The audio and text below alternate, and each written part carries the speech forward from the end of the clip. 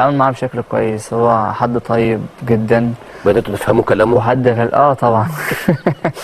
لا اصل لا هو طيب، المغربي كده، هو طيب اللهجه المغربيه وبيتكلم شويه. معانا وبيهزر معانا بس دونجا على طول اللي بيهزر معاه بيستفزه. دونجا اللي بيستفز. خلاص ادام دونجا هو اللي بيتكلمه يبقى دونجا العرجوز هيندمج بتاعنا. بسرعه. العرجوز بتاعنا دونجا. الايه؟ العرجوز بتاعنا. ده الكابتن نبيل عماد دونجا اللي مش بتاع شو ولا بتاع لقطات، واللي قال على امام عاشور ان هو عايز ياخد اللقطه وعايز يعمل كابشن ويحط الصوره على انستجرام بعد الماتش، وانا بوظت عليه كل ده. الراجل اللي قالك ان احنا مش ممثلين واحنا لعيبه كوره، احنا جايين نلعب وبس، بلاش شغل اللقطات وشغل الشو اللي لعيبه الاهلي، وذكر تحديدا امام عاشور اللي هو اصلا في بداية اللقاء اللي اتكلم فيه وقال التصريحات دي عمل اللقطة والشو، وعمل مع ابراهيم كده وكده والنضارة والميدالية الغالية والحركات دي كلها. دي ما كانتش شو ولا لقطة يا كابتن دونجا، لا.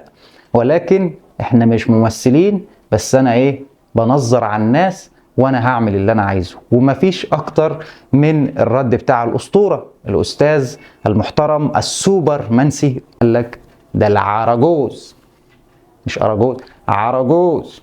ده انت ايه يا دونجا؟ عرجوز الفرقه.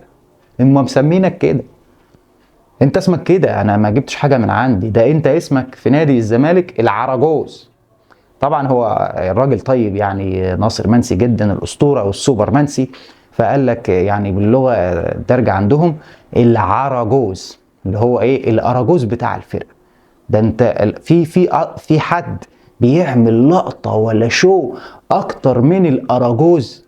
مفيش. ده انت العيال بتتلم حوالين الاراجوز ده، والبلد كلها لزمان لما كان يبقى في اراجوز ولا في مولد ولا بتاع كان هو بياخد الشو كله واللقطة كلها.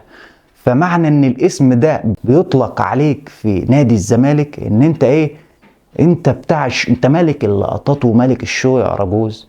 انت بتتخانق وبتزعل المدرب، وبتتخانق مع لعيبه وبتعمل حوارات يعني ولقطات، حتى لو مش خناقات بس مشاغبات ومشاكل مع الناس كده. فهي دي اساس الشو واللقطه. طالع تقول لي احنا مش ممثلين واحنا لعيبه كوره وانا جاي العب، وتعمل كده وتعمل كده مع ابراهيم فايق وتنظر على الناس. ماشي امام، احنا عارفين حل امام معانا، لكن انت ما تنظرش. انت الراجل فضحك وقال عليك ان انت العرجوز بتاعهم في الفرقه. العرجوز بتاعنا دونجا. الايه؟ العرجوز بتاعنا. العرجوز بتاعنا.